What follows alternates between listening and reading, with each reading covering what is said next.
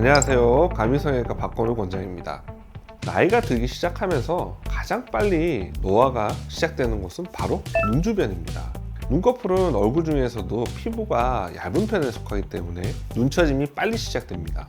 처진 눈꺼풀 때문에 항상 피곤해 보이거나 속눈썹이 눈을 찌른다거나 처진 눈꺼풀로 인해서 시야가 방해된다거나 눈꺼풀이 짓무르는 현상이 생겨서 고민하시는 분들이라면 오늘 알려드리는 상안검 수술, 눈썹파 거상술, 이마 거상술 중 무엇을 해야 할지 같이 한번 알아보도록 하겠습니다. 각각 절개 위치도 다르고 수술 방법도 다르기 때문에 느낄 수 있는 효과도 다 다릅니다.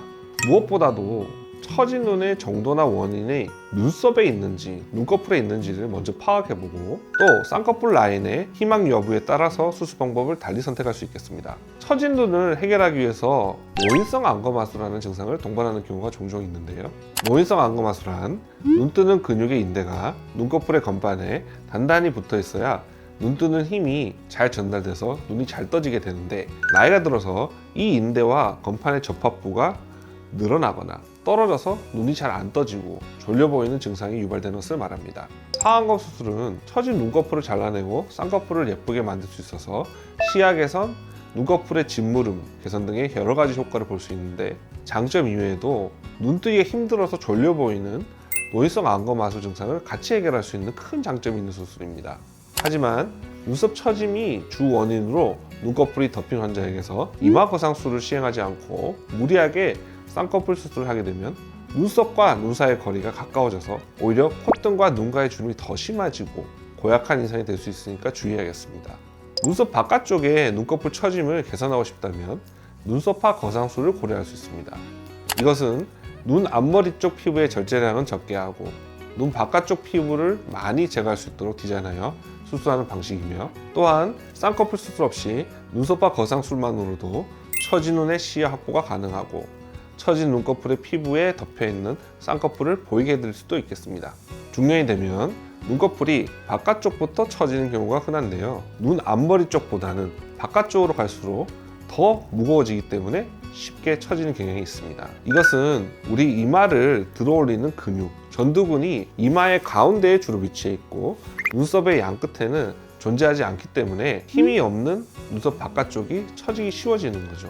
눈썹 아래에 두꺼운 피부를 잘라내고 눈썹과 눈꺼풀을 위로 당겨 골막 또는 근막에 고정하는 눈썹 고정술을 같이 시행할 수 있어서 눈꺼풀 처짐도 같이 예방하는 효과도 있겠습니다. 이와 같은 눈썹파 거상술과 눈썹 고정술은 절개 흉터가 눈썹에 가려져서 보이지 않는다는 큰 장점이 있는데요. 특히 눈썹 반영구 문신이 있거나 이를 계획하고 계시는 분들이라면 더욱 흉터가 보이지 않게 수술해 드릴 수 있겠습니다. 자, 마지막으로 이마 거상술은 눈꺼풀의 처짐과 더불어서 눈썹의 처짐을 동반하고 있는 경우에 진행하면 좋습니다. 눈썹이 처지면 눈과 눈썹 사이가 가까워지는 경우 답답해 보이기도 하고 인상이 어딘가 모르게 고집스러워 보이거나 우울해 보이기도 합니다.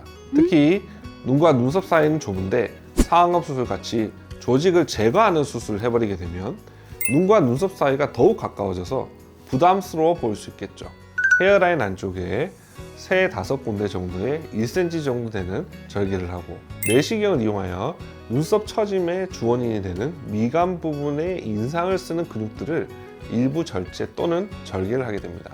이 작업은 이마 거상에서 매우 중요한 과정으로 미간에 인상 쓰는 근육들을 처리하지 않고 두피 쪽에서 당기기만 했을 때에는 이마 거상의 효과가 6개월도 지속되지 않고 눈썹이 다시 처지는 현상이 재발하게 됩니다.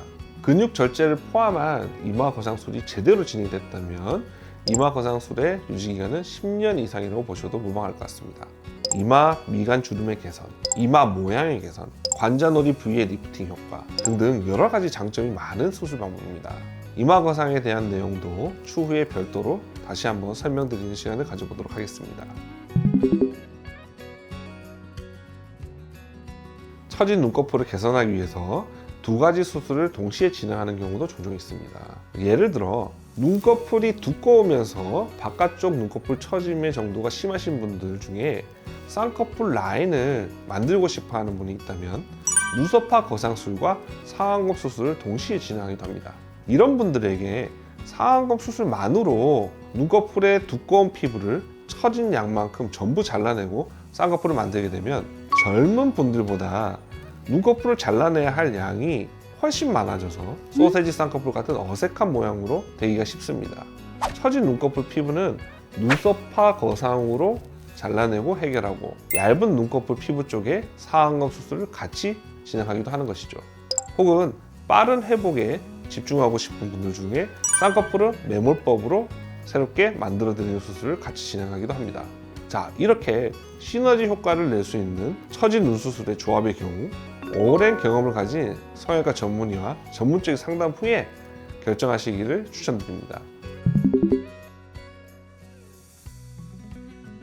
중년 눈성형을 결심하고 상담을 오시는 분들 중에서 대부분 수술 자체가 부담스러운지, 수술 없이 해결할 수 있는 방법이 없는지, 수술을 하더라도 회복이 빠른 것이 무엇인지 등등의 질문을 물어보시는 분들이 많습니다. 처진 눈꺼풀은 피부가 늘어지며 발생하는 것이라서 사실 수술로서 늘어진 피부를 제거하거나 눈썹을 올려서 거상을 해주는 방법 이외에는 큰 효과를 기대하기가 어렵습니다. 우리가 레이저나 실을 이용해서 처진 눈꺼풀을 리프팅하는 경우 효과가 매우 미미하고, 눈꺼풀과 이마는 움직임이 매우 많은 부위이기 때문에 쉽게 재발할 수 있으므로 꼭 수술적 치료를 받으시기를 권장드립니다. 오늘은 눈썹파 거상술과 이마 거상술, 그리고 상안검 수술, 이 세 가지 차이에 대해서 같이 알아봤습니다. 미용적인 목적뿐만 아니라 여러 가지 기능적인 문제도 개선하기 위해서라도 꼭 진행하시는 것을 추천드립니다. 지금까지 가미성형외과 대표원장 딴겨박 박건욱이었습니다. 감사합니다.